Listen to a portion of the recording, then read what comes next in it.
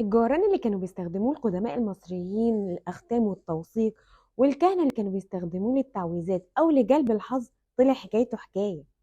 لأن الجعران بطبيعته إنه بيعمل خيط كده وفي آخره كورة بيجرها وراه وبيتدفس في الرملة، وبالليل بيطلع كأنه قرص شمس.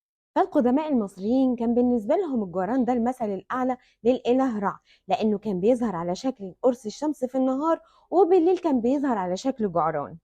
ومؤخرا اكتشفوا ليه القدماء المصريين كانوا بيهتموا قوي بالجعران، لأن ليها هرمونات وساعة بيولوجية مختلفة تماما عن باقي كائنات كوكب الأرض.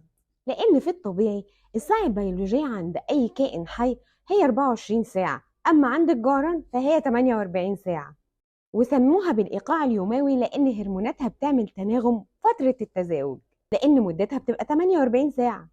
علشان كده الفراعنة كانوا شايفين إن الجعران حاجة مميزة بالنسبة لهم، لاختلاف الهرمونات والساعة البيولوجية. ال 48 ساعة مختلفة عن ال 24 ساعة، فقالوا السر في الجعران.